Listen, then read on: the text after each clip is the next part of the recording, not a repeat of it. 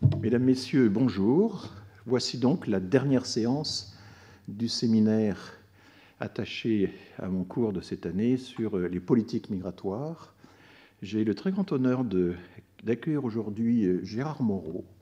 Gérard Moreau, à l'intérieur de sa présentation, se présentera lui-même, enfin quelques mots tout de même. Gérard Moreau est une référence pour beaucoup de gens. Il a été directeur de la population et d'immigration, donc l'administration qui, avant sa suppression en 2007 par Nicolas Sarkozy, centralisait un très grand nombre d'actions de la politique migratoire française. Et c'est donc fort de cette expérience qu'il va nous exprimer ses certitudes, mais aussi ses doutes, ses interrogations, avec toujours le recul et le sens critique qu'on lui connaît. Gérard Moreau a aussi été un militant des droits de l'homme, et je crois que c'est un très beau signe pour nous de conclure ce séminaire et l'ensemble de cette année avec une intervention de cette ampleur. Mais comme vous le savez, dans ce cours, j'ai toujours tenu à ce qu'il y ait un certain équilibre entre la réflexion et la recherche empirique. Et aujourd'hui, le pôle empirique, qui n'est pas dénué de réflexion, bien entendu, est représenté par Lionel Rago. Lionel Rago, que je connais de longue date, qui est un des premiers économistes français à s'être intéressé réellement aux questions migratoires, car pendant longtemps, les économistes ne s'y intéressaient guère. C'était l'affaire des sociologues, des historiens, bien sûr, un peu des anthropologues, mais guère des économistes. Et donc, on lui doit, par exemple, avec Xavier Chojniki, un petit livre qui a joué un rôle en son temps sur une évaluation critique de tout ce qui se dit sur le coût de l'immigration. Et bien des choses qui sont dans ce livre sont encore valables. Mais Lionel a poursuivi toute une série d'études et d'évaluations. Il est actuellement l'un des principaux économistes, je dirais, avec Hillel Rapoport, du CPI, donc un organisme indépendant, directement rattaché au Premier ministre, à France Stratégie, et qui fait à la fois des expertises et des études sur toutes sortes de questions économiques, mais dans une perspective toujours très concrète et très proche de la perspective de l'évaluation.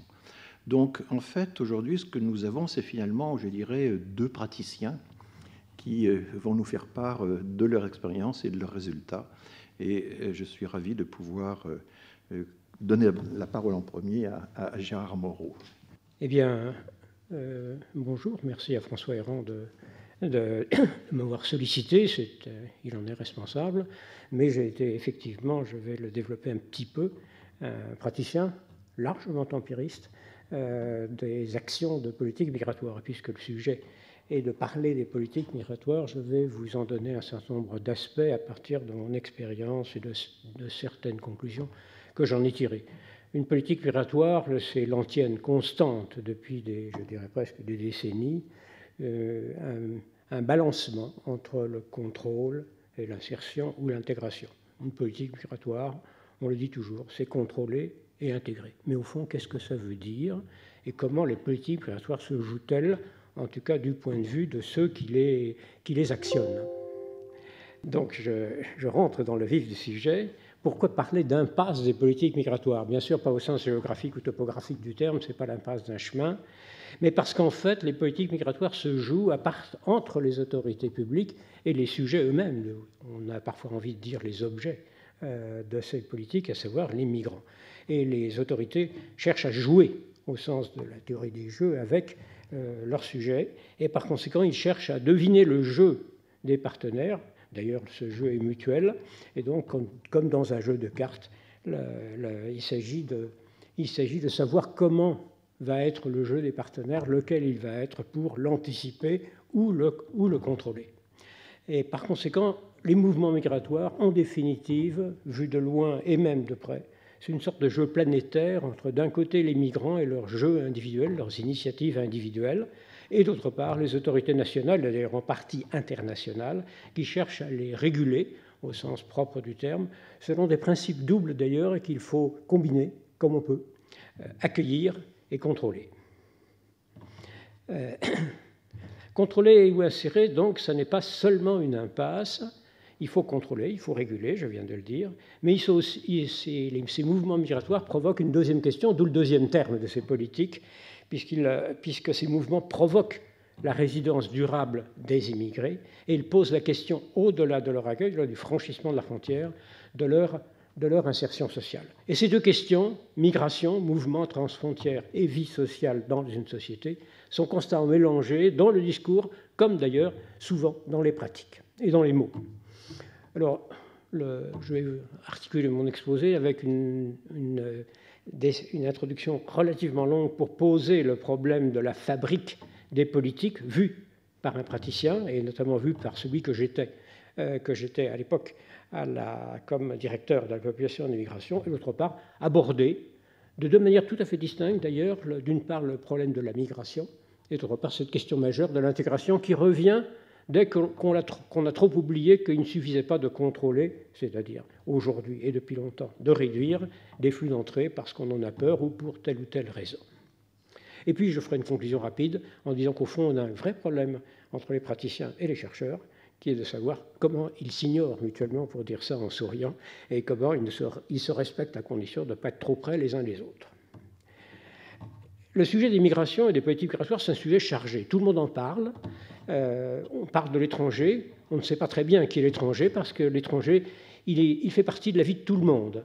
On est toujours l'étranger de quelqu'un par cercle concentrique et de plus ou moins mélangé, et pas forcément concentrique d'ailleurs, souvent qui se coupent eux-mêmes. Tout le monde est intéressé ou a peur de l'étranger, le passant, l'humanitaire qui l'accueille, le guerrier xénophobe qui cherche à écarter le migrant qu'il n'aime pas, le philosophe bien sûr, l'analyste et le statisticien qui cherche à les compter vaille que vaille, le pauvre, l'opérateur public ou privé, politique ou technique, associatif d'ailleurs, et bien entendu le politique au sommet ou en bas, je n'en sais rien, mais qui est élu et qui, par conséquent, à la fois respecte son électorat, en a peur, cherche à le conquérir et cherche finalement à s'en débrouiller. Il faut donc, quand on parle des politiques migratoires, savoir qui parle, savoir qui agit et d'où il parle, parce que cette intervention de l'observateur, même praticien, déforme, c'est classique en matière du regard, déforme ce qu'il raconte de sa vision. Alors qui suis-je, puisque je veux dire d'où je parle? Je serai aussi rapide que possible. J'apporte aujourd'hui mon expérience de directeur de la population et des migrations. Je l'ai été pendant 12 ans, à travers trois alternances politiques, comme on dit, de droite et de gauche. Finalement, ce n'était pas toujours très différent. Mais au fond, je faisais partie, ma direction faisait, avec ces dizaines de collaborateurs, de la gamme des outils dont un gouvernement se sert pour conduire une politique migratoire. Là encore, je reste dans le flou, puisqu'on ne sait pas très bien ce que c'est que la politique migratoire. La DPM était une structure particulière, supprimée, et c'était un mouvement politique clair, je ne sais pas si j'aurai le temps de m'y étendre, elle a été supprimée. Qu'est-ce que c'était que la DPM? D'abord, c'était une direction d'administration centrale. Un directeur d'administration centrale, c'est le délégué du ministre. Il peut signer à la place du ministre, il peut décider à la place du ministre, sous le contrôle du ministre, et par conséquent, il le représente vis-à-vis de l'extérieur, vis-à-vis des autres administrations, et vis-à-vis des acteurs partout, tous les acteurs. C'est le représentant du ministre, et le représentant quotidien. Un ministre est occupé par 36 000 tâches, y compris la vie politique globale sur tous les sujets qui relèvent de ses attributions. Le directeur, il s'occupe de son domaine. Et la DPM n'a pas apparu tout de suite dans la construction des politiques. Par contre, elle est apparue tout de suite après la Seconde Guerre mondiale, l'idée d'une politique de la population et d'un ministre de la population, il s'appelait comme ça, qui s'était chargé de construire une politique de la population française, mais c'est-à-dire de la population qui vivait en France et qui avait besoin non seulement de se renouveler selon les mouvements démographiques naturels, mais en plus de s'irriguer, si je puis dire, de mouvements migratoires souhaités, en tout cas pour l'économie et pour tant d'autres raisons. Je pense que le cours de François Héran nous en a appris un certain nombre de choses sur ce sujet. En tout cas, après plusieurs avatars d'organisation administrative sans grand intérêt, la DPM a été créée en 1965 pour rassembler au sein du ministère chargé de la population un certain nombre d'attributions, d'une part, et en étant face aux autres ministères qui traitaient de questions relatives à ces populations migrantes, notamment le ministère de l'Intérieur, droit au séjour, ministère des Affaires étrangères pour toutes les relations internationales, et c'était l'un des tripodes administratifs de la construction d'une politique migratoire, mais bien sûr, s'agissant de la vie en France, des ministères qui traitent de la vie en France en matière de travail, d'éducation ou de logement. Et la DPM était à l'intersection de tout ça, c'était sa mission, du moins telle que je la concevais à partir des textes qu'il avait créés, et notamment, c'est à elle que l'on avait confié la gestion des acquisitions de la nationalité française, des acquisitions, c'est-à-dire de ceux qui deviennent français après leur naissance. Après leur naissance. Ce qu'on appelle la naturalisation, mais pas seulement, puisqu'il y a plusieurs dispositifs.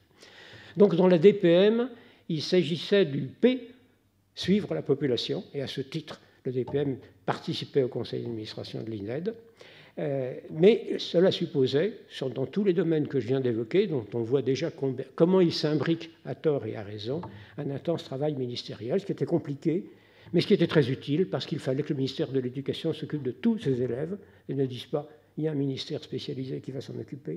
Il fallait que le logement, il aurait fallu, parce que ça a été largement compliqué, il aurait fallu que le ministère chargé du logement s'occupe du logement de toute la population, etc. La DPM était au cœur de cette vision, du moins c'était l'approche que j'ai ressentie et que j'ai cherché à mettre en œuvre, comme d'ailleurs nombre de mes prédécesseurs. Au fond, l'idée centrale, c'est que la migration, c'est d'abord un phénomène démographique, qui se combine avec le mouvement naturel de la population. Mais dans ce mouvement démographique, il faut bien s'intéresser à ce mouvement spécifique, le mouvement migratoire, et donc il faut fabriquer une politique. Mais quand on parle de politique, au fond, de quoi parle-t-on ? Souvent, on dit politique parce que tout est politique, parce que les politiques manquent de courage ou sont insuffisants, etc. Au-delà de cette vulgate courante, la politique, c'est toute une série de choses, et parfois on l'oublie ou on fait semblant de l'utiliser. La politique, ce sont des paroles, ce sont des textes et ce sont des actions, à tous les niveaux. Au plus haut niveau, celui du gouvernement, celui qu'on vise toujours, hein, la parole et les grandes orientations, les grands textes sont là. En bas, c'est la cuisine. C'est les dossiers individuels, c'est les cas particuliers qui rentrent ou ne rentrent pas dans les moyennes, qui sont en général toujours spécifiques. Et en définitive, on s'étonne parfois des écarts entre la parole des uns et leur action. Ça n'a rien d'étonnant pour qui comprend la fabrique. D'abord parce que, je vais y revenir, le temps joue et il y a des décalages de temps entre la parole et l'action. Et aussi parce que les politiques sont engrenées, et c'est bien normal, dans les systèmes médiatiques de communication, et on peut se laisser prendre à ce décalage entre la parole et l'action pour critiquer l'une et approuver l'autre, ou critiquer les deux d'ailleurs, en définitive. À la DPM, en fait, tous les niveaux étaient présents, sauf la communication médiatique, de l'international au dossier individuel, du global, le suivi démographique, à la décision de naturalisation des dossiers par dossier, à la fabrique, et comme je le disais parfois au fourneau, des mallettes de dossiers individuels qu'il m'arrivait de trimballer pour les regarder en dehors des horaires habituels de travail. Alors la politique, on l'oublie encore trop souvent et c'est très difficile à conduire, c'est une triple tension, une triple dimension. D'une part, dans sa temporalité. La politique s'exerce aujourd'hui et s'exerce pour l'avenir. Et les objectifs que se fixe l'action politique sont décalés dans le temps, échelonnés dans le temps. Réaliser une politique, c'est s'attaquer au court terme de ce qui se passe demain et s'attaquer de ce qui se passe après-demain et même au fil des générations. Donc, et ça passe naturellement par le temps électoral. Le temps court et le temps long s'articulent autour des différentes échéances. Et le politique oublie souvent de le dire ou de le présenter, audace ou difficulté de communication, à savoir qu'il faut trouver un chemin pour arriver à un objectif, même si l'objectif se situe à l'échelle d'au minimum une génération. Et dans le domaine des mouvements démographiques, on est souvent dans cette problématique. La deuxième tension, c'est que c'est très bien de parler de contrôle et d'intégration ou d'insertion, mais en fait, il ne faut pas les mélanger. Or, on mélange constamment le mouvement transfrontière et le fonctionnement de la vie collective et de l'établissement du lien social dont dépend l'intégration des immigrés. Je vais revenir à cette idée. Mais on confond les idées et les faits. Franchir une frontière, ça n'est pas habiter normalement dans un pays. Ces deux notions radicalement différentes. très fortement différentes, qui supposent une approche différente. Et la troisième tension, c'est que, et les statisticiens le savent bien, même s'ils parlent plus facilement de moyenne que d'écart-type, parce que l'écart-type est une notion compliquée, ou de dispersion, on ne peut pas oublier que derrière la vision globale des statistiques, des théories, des grands textes, il y a des personnes qui ont chacune leur vie, insérée dans leur passé, dans leur famille, dans leurs racines, et que par conséquent, l'action quotidienne doit considérer l'infinie diversité des situations rencontrées avec lesquelles il faut trancher. C'est l'itération entre le statistique et la réalité de chaque situation individuelle, entre, comme on dit souvent, le macro et le micro, qu'il faut gérer la réalisation d'une politique. Ce sont une autre forme d'impasse entre les politiques migratoires. Alors, je ferai un petit détour sur le fameux débat immigré-étranger qui a émergé à la fin du siècle dernier, d'ailleurs, parce que si la définition statistique est claire, ce qui a émergé, c'était la notion d'immigré. Si la définition statistique d'un immigré est claire, sa signification, son sens ou son utilisation, et a fortiori son utilisation, le sont nettement moins. La nationalité, c'est un élément juridique du statut personnel qui a un effet très clair sur le droit au séjour. On n'a pas de droit au séjour lorsqu'on est étranger, en gros. Et un étranger ne peut pas franchir la frontière facilement, sauf accord, sauf particularité. La frontière sépare radicalement l'étranger du national. On sait bien ce que c'est. Un autre effet radical bien connu, c'est les droits politiques. Un étranger, dans un pays démocratique, ou prétendu tel, l'étranger ne vote pas. Il y a des exceptions, les nuances sont infinies dans tous les domaines, y compris celui-là, mais globalement, l'étranger n'a pas de pouvoir politique dans le pays où il réside. Par contre, en s'agissant des droits sociaux, de la vie sociale, de la vie économique, en France en tout cas, et dans un grand nombre de pays occidentaux de nature démocratique, là encore les nuances sont infinies, et en France aussi d'ailleurs, globalement le principe de base, le principe constitutionnel, le principe des droits de l'homme, il ne faut pas être militant vraiment pour le savoir, c'est un principe de droit, c'est le principe de l'égalité de traitement. Et par conséquent, la différence entre étranger et national s'estompe. Et par conséquent, il n'y a plus de distinction, et parler à ce moment-là, introduire les immigrés commence à devenir compliqué. Alors, on a basculé du concept d'étranger, facile à dire, au concept d'immigré, parce que les étrangers, c'est définitivement peu descriptif. Ça s'intéressait à la frontière ou au droit politique. La vie, c'est bien autre chose. On a donc compté les immigrés. Et les immigrés rassemblent, selon leur définition, des personnes nées à l'étranger qui viennent résider en France, mais certains d'entre eux, le temps passant, deviennent français, d'autres pas. Et donc on rassemble dans une même catégorie des gens de nationalités différentes, mais du même coup, on sépare des Français appartenant à la catégorie immigrée et des Français qui n'y appartiennent pas, ou du moins qui n'ont pas franchi la frontière. Parce que leurs enfants qui n'ont pas franchi la frontière font partie de cette fameuse seconde génération, sans parler aujourd'hui, le temps passant, dans la troisième, sont bien des Français, ils ne sont pas des immigrés, mais ils sont enfants d'immigrés. Et à dire vrai, ils portent leurs racines culturelles et familiales tout autant que leurs parents, tout autant, parfois même plus d'ailleurs, l'histoire le montre. Et par conséquent, la distinction immigré-natif, quoi que ce mot veuille dire, et je ne m'étendrai pas parce que c'est un mot compliqué, lui aussi, finit par introduire une distinction qui est problématique et laisse de côté la notion non moins compliquée de distance culturelle, de durée de la pesanteur culturelle, ethnique, religieuse. La religion nous affole aujourd'hui, mais ce n'est pas une nouveauté non plus, dans cette affaire. En définitive, les immigrés, c'est un concept statistique qui n'est pas inintéressant. Il a été propulsé par des gens d'une grande qualité, y compris d'ailleurs à l'époque par la commission de la nationalité que présidait un vice-président du Conseil d'État connu, et ensuite des démographes s'en sont tempérés. Et en même temps, ils ont introduit une distinction entre les Français natifs et les Français pas natifs, comme s'ils étaient différents, alors qu'en fait, c'est un principe en France, et d'ailleurs dans la plupart des pays démocratiques, il n'y avait pas de distinction à introduire, et d'ailleurs, il n'y a même pas de distinction, entre parenthèses, avec ceux qui sont restés étrangers et qui vivent, j'introduis la paille, régulièrement en France. Donc, il y a un problème un peu avec les immigrés, il ne suffit pas de les compter pour y voir clair. Alors bien sûr, pour fonctionner dans une politique migratoire, il faut quand même regarder par-dessus son épaule et regarder comment font les autres, comment ça se passe dans les autres pays. Là-dessus, j'ai mon expérience, j'ai présidé des comités de l'OCDE, des conseils de l'Europe, je suis allé aux conférences mondiales de la population. On cause beaucoup et on échange beaucoup. J'ai terminé mon mandat en passant plusieurs semaines dans 6 pays occidentaux et au Canada pour voir comment ils faisaient. Alors, la notion d'intégration, ils me disaient, nous, on n'en a pas d'intégration, on ne sait pas ce que c'est que ce mot, c'est encore un mot français, comme la laïcité, ils disaient ça gentiment d'ailleurs, la courtoisie est de mise dans les réunions internationales.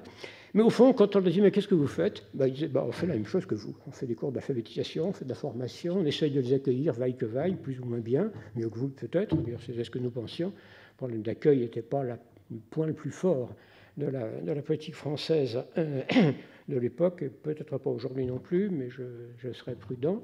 Donc, la comparaison était une comparaison passionnante, utile, dangereuse, si on voulait copier au-delà des possibilités. Par-dessus le marché, dans chaque pays, il y a toute une série de distances entre la parole et l'action, entre le vocabulaire et la pratique. L'un des exemples les plus forts a été celui de la politique allemande, qui refusait toute idée d'immigration résidente.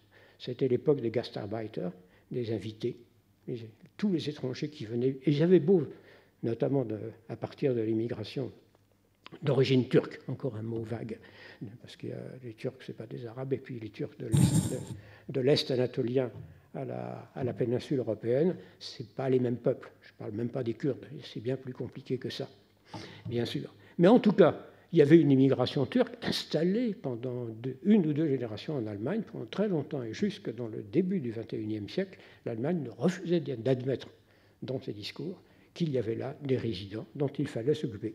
Moyennant quoi, ils s'en occupaient très bien. Pas toujours d'un point de vue urbanistique, j'y reviendrai s'il y a le temps, en évoquant l'intégration.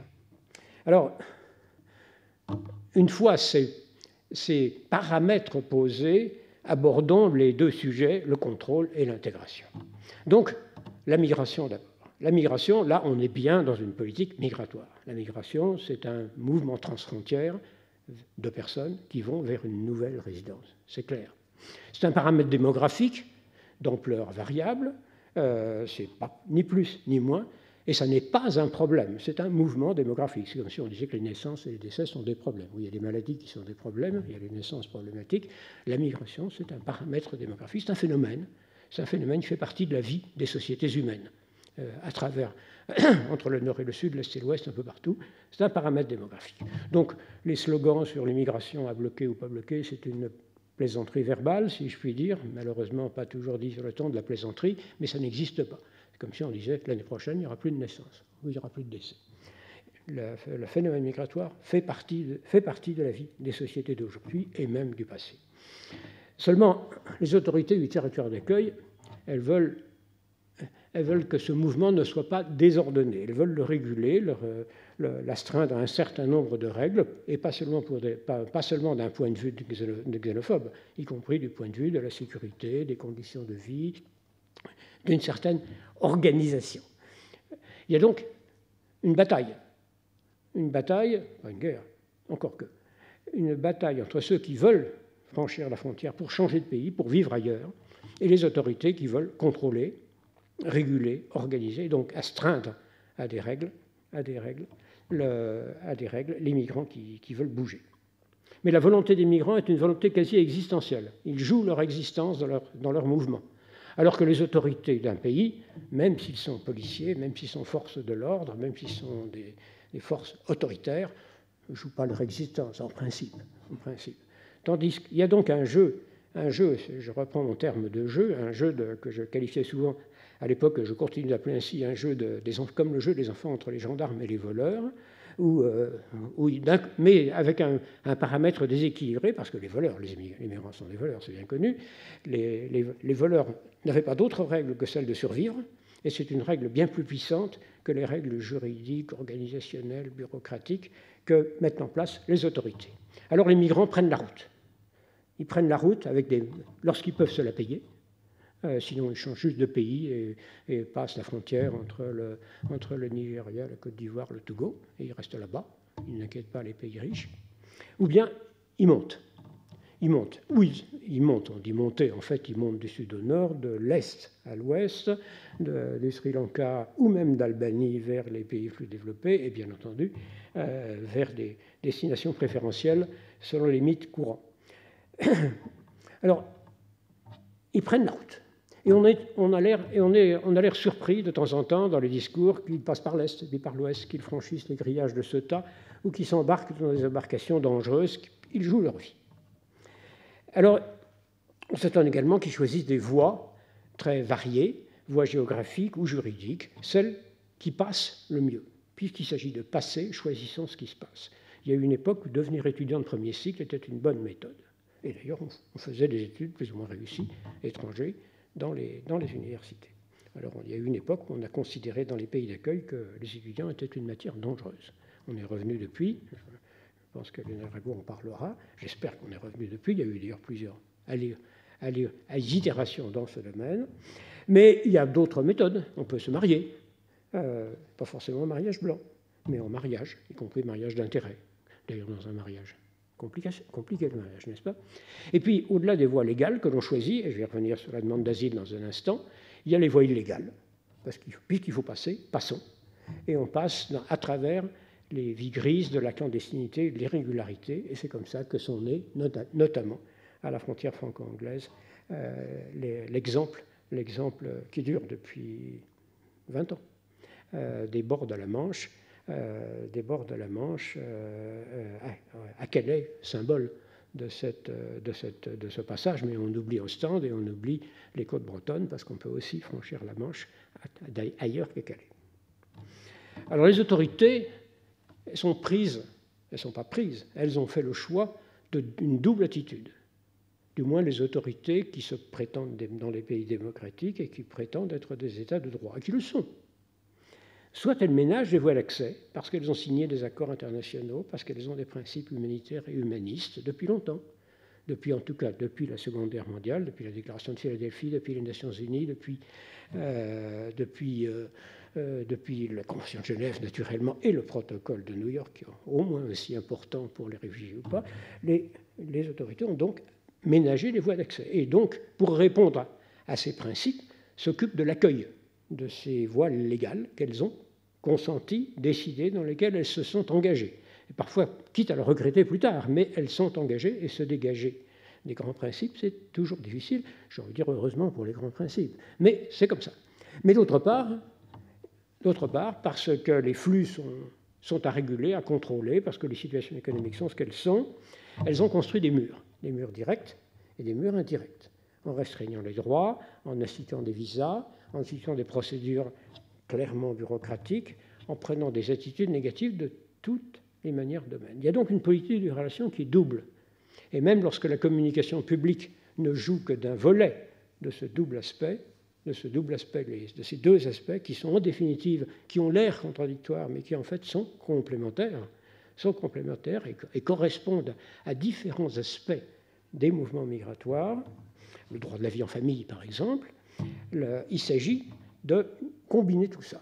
Aujourd'hui, et depuis longtemps maintenant, depuis 20 ou 30 ans, et ça s'est encore accentué ces dernières années, il y a une politique de freinage, de réduction, de restriction, et par conséquent, il s'agit d'envoyer par la parole, autant que par l'action, autant que par les pratiques, des messages dissuasifs. Et comme on n'arrive pas à fermer les frontières, notamment en France, pays ouvert géographiquement de toutes les manières, on essaye d'envoyer les contrôles le plus loin possible à l'extérieur par la politique des visas, à demander dans les ambassades à l'étranger, par la politique, s'agissant des phénomènes récents de l'asile et des guerres du Proche-Orient, par la politique des hotspots, c'est une politique européenne d'ailleurs, encore que, oui, bizarrement, en accueillant et en faisant passer le mot qu'on sera mal accueilli dans le pays, parce que l'hébergement sera insuffisant, parce que les formalités sont compliquées, on passe le message, et passer le message, et de ce point de vue-là, fait apparaître l'aspect performatif du discours. Il s'agit d'avoir un discours qui décourage, même s'il n'y a rien derrière qui le fait, même si on a un dispositif d'asile, je vais y revenir, qui est parfait, on passe le message que ça va mal marcher, que ça va être très dur et très pénible. Et du même coup, ce faisant, On a créé une population irrégulière, une société informelle, mal mesurée d'ailleurs, mais qui encourage une xénophobie ambiante, puisque les pouvoirs publics le disent, c'est que les étrangers sont dangereux. En Europe, c'est la même chose, un des grands acquis de l'Europe, ça a été l'accord de Schengen. Aujourd'hui, les Européens voyagent sans difficulté. Aller à Berlin est aussi compliqué ou simple que d'aller à Marseille. Il n'y a pas de contrôle. La pandémie a rajouté un certain nombre de sous-contrôles. Mais il n'empêche qu'en Europe, les élections nationales, les attitudes nationales sont devenues de plus en plus restrictives. Alors, un détour qui n'en aime pas un, la grande confusion de l'asile. Alors effectivement, les guerres du Proche-Orient, du Moyen-Orient, d'Afrique, les guerres internes de l'Afrique, et les situations difficiles en Europe même. Beaucoup de demandes d'asile l'année dernière venaient de l'Albanie, pas si loin de chez nous. Il y a eu un afflux de demandes d'asile, c'est l'une des routes des migrants que j'évoquais tout à l'heure. Et par conséquent, on s'est aperçu, les migrants en premier, les autorités ensuite, que ce droit d'asile immémorial consolidé par la Convention de Genève ouvrait une voie d'entrée et qu'on passait d'un niveau autour de 30 à 40 000 demandes d'asile par an à un niveau qui a atteint en 2019 180 000, même si la fermeture des frontières liées au Covid l'a fait baisser cette année, en 2020, semble-t-il, à un niveau très inférieur.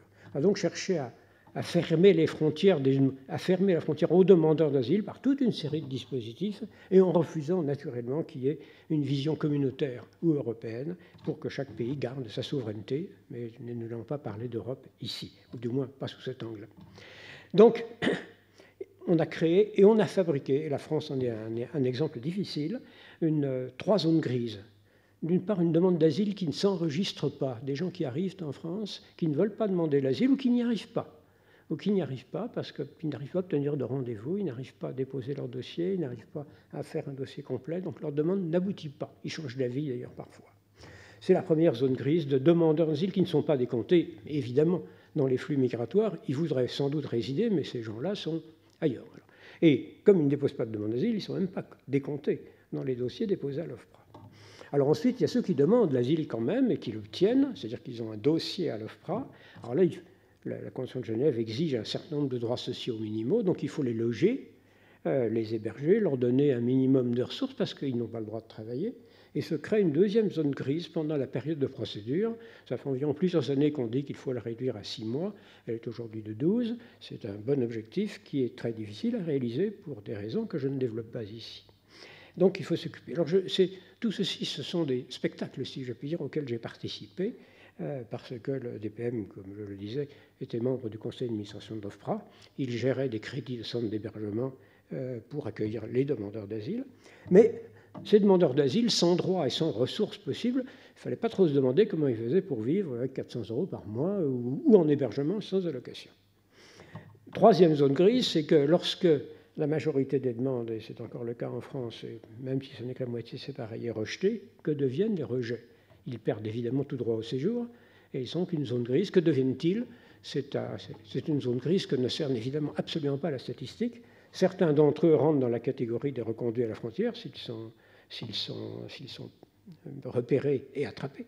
D'autres disparaissent quelque part, ou restent, ou s'en vont, on ne sait pas. Il y a une sorte de mouvement brownien d'irréguliers, par définition de non-immigrés, qui sont rejetés. Et en définitive, quand on parle de l'asile aujourd'hui, on parle de ces 3 zones grises, à la fois, et des réfugiés statutaires, parce qu'il y a aussi des réfugiés statutaires, de gens 35, le tiers, disons, des demandes d'asile en France, qui deviennent des réfugiés statutaires ou qui sont sous protection de la loi française, qu'on appelle la protection subsidiaire. Et ces gens-là sont des immigrés. S'agissant des réfugiés, ils sont même, grâce à la Convention de Genève, ils sont même assimilés au national, comme on dit. Ceux qui sont protégés par la protection subsidiaire sont des immigrés ordinaires, ils ont un droit au séjour, et cela pose les problèmes de gens qui résident en France, mais ils sont intéressants parce qu'ils montrent combien l'asile fonctionne. Sauf que ce n'est que le tiers des demandes et qu'une fraction inconnue de ceux qui résident quand même en France et qui bougent d'ailleurs et qui vont d'une frontière à l'autre. Alors je passe là-dessus très rapidement. L'asile pose donc 4 dossiers quasi impossibles. Comment les héberger? À l'époque de mon mandat, il devait y avoir 6 000 places d'hébergement pour les demandeurs d'asile. Aujourd'hui, il y en a plus de il y a presque 110 000 de toutes sortes Qui le sait, sinon les lecteurs de rapports illisibles au Parlement? Parce qu'aucun gouvernement ne s'en vante. Et pourtant, il y a une véritable politique d'hébergement, insuffisante parce que toujours décalée, et avec le risque et cette grande peur d'un phénomène que les cours de François Héran ont éclairé, à savoir l'effet d'appel. Le fameux effet d'appel, qu'est-ce qui se passe autour de l'effet d'appel si on est... Est-ce qu'on n'attire pas les gens? Est-ce qu'il n'y a pas un flux d'aspiration dans les pays qui serait plus souple que d'autres? Aucun des pays d'Europe n'a la même attitude par rapport à ce phénomène, de la Hongrie à l'Allemagne, en passant par la France, le Danemark, la Suède. D'ailleurs, il y a des revirements d'un pays à l'autre et selon les majorités politiques. Donc l'hébergement, comment faire? Comment s'en débrouiller? Les mineurs non accompagnés, beaucoup de jeunes de 15 à 18 ans, et peut-être de 15 à 21 ans, on ne sait pas, en gros de jeunes, viennent, envoyés souvent par leur famille, prennent la route parce qu'ils en ont le courage et la force physique, financés par leur famille. Mais sont-ils vraiment mineurs ou sont-ils majeurs? Les droits ne sont pas les mêmes pour les mineurs et pour les majeurs. Je ne développe pas la législation française dans ce domaine. Troisième sujet, la Convention de Genève, c'est bien beau, mais elle ne s'applique pas de la même manière en Pologne et en France, aux Pays-Bas et en Espagne. Par conséquent, il y a un phénomène assez bizarre qui fait d'ailleurs, et qui a déclenché il y a une vingtaine d'années la Convention de Dublin, que les demandeurs d'asile cherchaient, les migrants, cherchaient le pays qui accepterait leur demande et faisaient le tour d'Europe des procédures. Quelle horreur! Toujours le jeu des gendarmes et voleurs. Et pour freiner ce tour d'Europe, on a signé des accords de Dublin réglementés par la communauté européenne en disant qu'un seul pays était responsable et que les autres n'avaient plus besoin d'examiner la demande ensuite.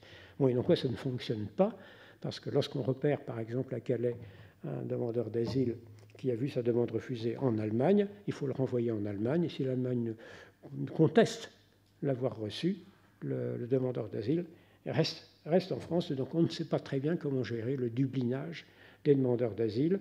Et dans les décomptes des demandeurs d'asile, qui ne sont pas dans les flux migratoires et dans les statistiques de migrants, bien sûr, on distingue mal les dublinés des non-dublinés. Au total, par-dessus le marché, dans ce grand globi-boulga, diraient les enfants, dans ce grand mélange entre demandeurs d'asile de différents types et les réfugiés statutaires, qui d'ailleurs, le temps d'examen de leur demande et le temps qu'ils s'installent, habitent dans les centres d'accueil des demandeurs d'asile, auxquels ils n'ont plus droit, mais on ne sait pas où les mettre, puis cause logement. On finit par parler en même temps et dans le même discours, regardant les textes officiels, les discours, la parole, on finit par passer en même temps la qualité de l'accueil des réfugiés statutaires et la difficulté de traiter les demandes d'asile, comme si les deux catégories étaient analogues. Ça n'a rien à voir. La procédure de demande d'asile, qui est très réglementée, que je résume dans cette diapositive à travers l'examen par l'OFPRA, la Cour d'appel, qui est la Cour nationale du droit d'asile, en attendant les recours juridiques devant le Conseil d'État, si ça se présente, assez rarement, mais ça arrive. Il existe un temps long et complexe avant d'arriver à un statut protégé, protection subsidiaire, je l'ai évoqué tout à l'heure, ou statut de réfugié. Et cette distinction est constamment mélangée dans la même fiche statistique, y compris celle du ministère de l'Intérieur, telle que celle qui vient d'être publiée il y a quelques jours pour analyser provisoirement les flux migratoires de 2020. Voilà ce que je voulais dire sur la construction de la politique de contrôle. Alors reste alors la grande question de l'intégration. Au moins les réfugiés, ce sont des personnes régulières, assimilées au national. Il faut qu'ils vivent en France, ils sont appelés à résider, ce sont de vrais immigrés, si je puis dire. Ce n'est pas les zones grises que j'ai évoquées tout à l'heure. Alors, je ne rentre pas dans le débat de ce qu'il faut appeler l'intégration. C'est un débat sémantiquement intéressant, rempli de références que l'on peut distinguer. C'est un débat sémantique assez passionnant, mais à mon avis, il n'a pas de pratique opératoire. L'insertion qui était vantée en 1981 par la première alternance de gauche, on parlait d'intégration à l'époque, s'est transformée en intégration le jour où un député RPR a dit non, il faut avoir une notion plus large, il faut parler d'intégration, supposée plus large que l'insertion. Quand j'essayais d'expliquer ça, mes interlocuteurs étrangers, ils ouvraient des grands yeux en disant mais cette différence, on ne la comprend pas, il faut vivre parmi nous, bon, parfait. Ou alors on me disait Alors, c'est mes correspondants, par exemple, allemands, l'intégration, il n'y a pas d'intégration chez nous. Ça n'existe pas. Ce ne sont que des invités. Bref, je ne rentrerai pas dans ce débat sémantique. Par contre, il y a un débat qui est un débat politique central, c'est que qui ça concerne? Est-ce que l'intégration, c'est un devoir des immigrés ou est-ce que c'est autre chose?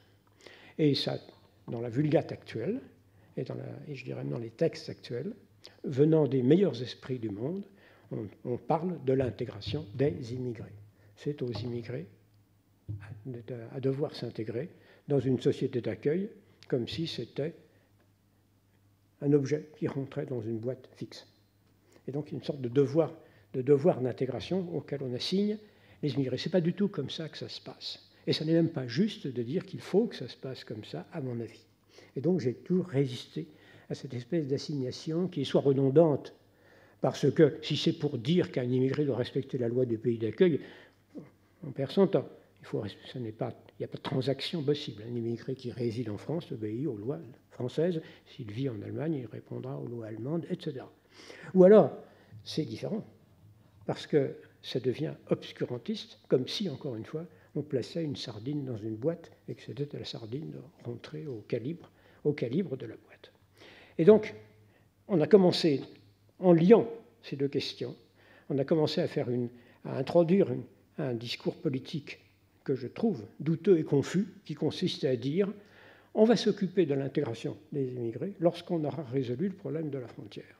Et comme on ne résout jamais le problème de la frontière, on ne résout jamais, même vu de cette manière erronée, on ne résout jamais le problème de l'intégration, ne serait-ce que d'ailleurs parce que l'intégration est mal conçue telle que dit.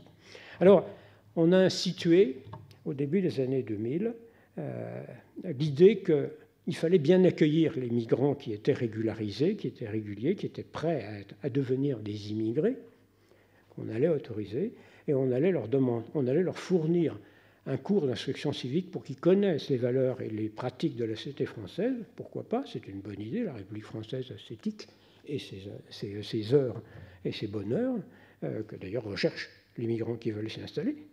Donc leur faire passer une journée, 2 journées, 3 journées à leur expliquer la France, difficile mais possible. Et d'autre part, s'ils ne parlent pas français, c'est pas mal de leur offrir des cours de français, des cours de langue. On vit mieux dans un pays dont on parle la langue que quand on ne parle pas. On est fini par être navré d'énoncer des évidences, mais c'était une vraie chose. L'alphabétisation est une pratique ancienne dans les pratiques sociales de la France. Mais on en faisait une pratique financée pour accueillir dans des cours de français ceux qui en avaient besoin. Donc, on a donc créé l'idée d'un contrat d'intégration. Malheureusement, à partir des années 2005, le contrat d'intégration s'est perverti en devenant une sorte de haie en dehors de laquelle on n'obtenait pas facilement la carte de séjour. Donc c'est devenu une formalité quasi bureaucratique et du même coup on l'a perverti parce que lorsqu'il faut certifier de l'assiduité d'un étranger dans un cours d'alphabétisation ou de français et que de cette certification dépend le droit au séjour de l'étranger, c'est-à-dire le fait qu'il passe de l'enfer du bonheur des réguliers à l'enfer des clandestins, le certificateur devient un verrou extérieur à la police des frontières qui pervertit le système. Alors il faut revenir à une autre définition de l'intégration, et la question que j'ai toujours trouvée triste, c'est qu'elle n'est pas nouvelle, cette autre définition de l'intégration. Lorsque, sous le gouvernement Rocard, a été créé le Haut Conseil de l'intégration, avec un certain nombre de hautes personnalités qui étaient ni militantes, ni certainement pas gauchistes, c'était des gens nobles, ce n'est pas de dire du mal d'eux que d'y penser, a été sortie une définition qui disait qu'il s'agissait, dans l'intégration, je cite la phrase, de susciter la participation active à la société nationale d'éléments variés et différents, tout en acceptant la subsistance de spécificités culturelles, sociales et morales, et en tenant pour vrai que l'ensemble s'enrichit de cette variété. Cette définition ne porte pas le mot étranger, ne porte pas le mot origine, il distingue simplement et il affirme que l'existence d'une diversité peut concourir et doit concourir à l'ensemble. Malheureusement, cette définition est largement oubliée dans les discours aujourd'hui encore, et pourtant ça me semble la seule juste, puisque, au fond, l'intégration sociale, ce qu'on appelle souvent le lien social, s'inscrit dans la durée, dans les vies individuelles et collectives des générations successives, dans l'histoire des sociétés, même si les cultures qui sont ancrées dans les territoires ne disparaissent presque jamais. Pour les Alsaciens, ce qui est de l'autre côté des Vosges n'est pas encore tout à fait la même chose que ce qu'on vit en Alsace, et on pourra en dire autant d'autres régions françaises. Alors naturellement, c'est encore plus vrai d'un homme qui vient du Rwanda ou du Burundi, ou c'est encore plus vrai de quelqu'un qui ne s'y retrouve pas entre les différentes tendances, les différentes tendances musulmanes, et je ne parle pas d'ailleurs des autres tendances qui existent dans les autres religions, le phénomène religieux s'interprétant là-dedans.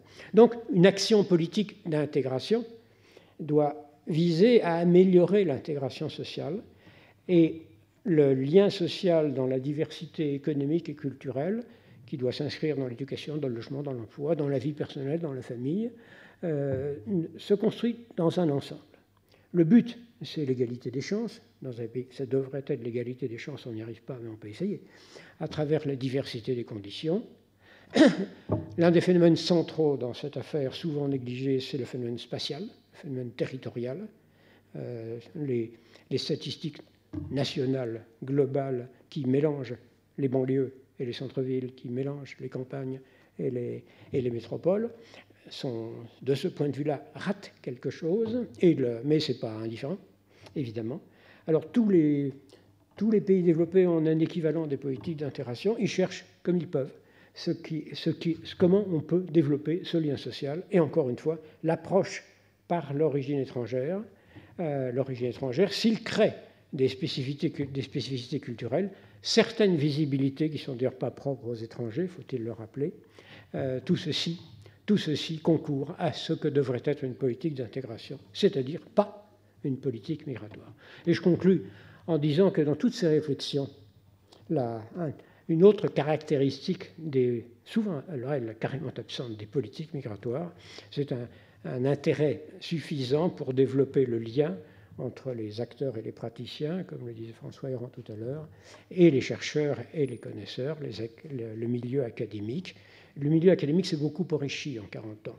Il y a 40 ans, il devait y avoir 1 ou 2 chercheurs intéressés par le phénomène migratoire à l'INED, j'exagère à peine. Aujourd'hui, il y en a beaucoup plus, et beaucoup plus à l'INSEE. À l'INSEE, pendant mon mandat, j'avais un correspondant à l'INSEE qui s'intéressait. Les autres aussi, la hiérarchie s'intéressait forcément, s'intéresse à tout alors, quand on est en hiérarchie, mais il y avait un statisticien qui était mon correspondant pour exploiter en seconde exploitation les recensements de la population.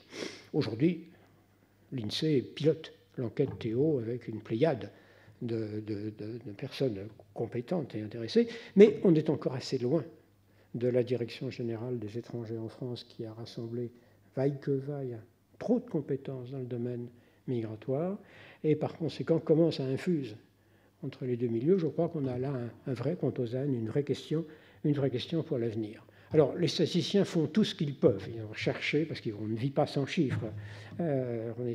Scipio parlait de la loi des nombres, de la gouvernance par les nombres. Il y a une gouvernance par les nombres, malheureusement souvent dans le mauvais sens du terme, parce que ce sont des nombres qui ne traduisent rien ou qui ne traduisent que des choses artificielles. Les indicateurs d'intégration sont à la fois une nécessité inévitable, comme la notion d'immigré, on n'y coupe pas. Mais en même temps, ils sont pauvres. Je viens de voir récemment que Laura Dassault a beaucoup travaillé sur les couples mixtes, mais les couples mixtes, c'est un sujet complexe. Ce n'est pas simplement un nombre de mariages par nationalité. C'est au contraire un sujet de méfiance, autant que de connaissance. Donc, approfondir ces notions et faire passer ces notions auprès des praticiens qui n'ont pas le temps de lire les recherches qui leur sont pourtant consacrées, pose une véritable question. C'est ce qu'on appelle en sociologie administrative le fonctionnement en silo. Il y a aussi des silos de chercheurs et des silos de praticiens qui se parlent, mais insuffisamment. Il aurait dû y avoir au séminaire de François Héran 15 personnes de la Direction générale des étudiants en France, des étrangers en France, ça aurait été intéressant. Et sans doute d'ailleurs de l'action sociale. Ça aurait été intéressant. Ils auraient appris beaucoup de choses. Je pense, ou je me trompe, auquel cas je ferai amende honorable auprès d'eux s'ils y ont assisté. Mais ils n'ont pas le temps en général. Bref, il faudrait distinguer en plus, il faut distinguer les recherches de connaissances comme toute vraie recherche qui n'a pas de but opérationnel. Elle cherche à apporter de la connaissance, à éclairer un pan ou l'autre de la réalité. Ça n'est pas une étude opérationnelle qui consiste à évaluer une action, à voir si on a des bons points de repère, si ce qu'on est en train de chercher n'est pas complètement absurde ou à côté de la plaque, parce que ça n'est pas la même chose que de s'occuper de Chinois qui viennent d'un groupe de villages, d'une communauté chinoise quelque part auprès de Yangtze-Kiang, ou si ça vient d'un groupe de villages sénégalais du fleuve Sénégal, qui sont des Peuls ou qui n'ont rien à voir avec les Dogons d'une autre fraction du Mali. Et si on cherche à dire tout ça c'est pareil, on est sûr de tomber à côté de la question. Bref, je ne développe pas, je crois qu'il y a là un pan d'avenir, ce qui me permet de conclure tristement, d'une certaine manière, comment les choses tourneront-elles. Tout dépend naturellement de la situation globale des différents pays, de leurs liens et des liens qui se créeront, d'une conjoncture internationale qui peut être dominée sur le plan économique ou se dégrader sur le plan social. Savoir si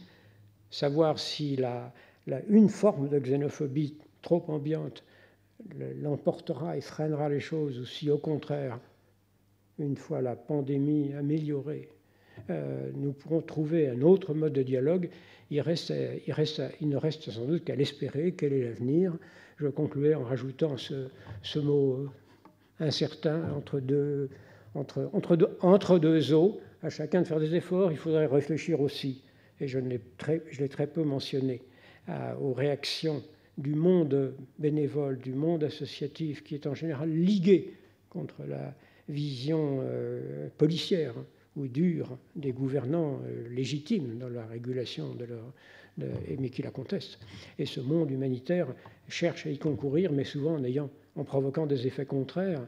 Donc comment tout ceci peut-il se rabouter? C'est vrai qu'aujourd'hui, c'est, je crois, la véritable question, non seulement d'aujourd'hui, mais en tout cas des années qui viennent. Je vous remercie.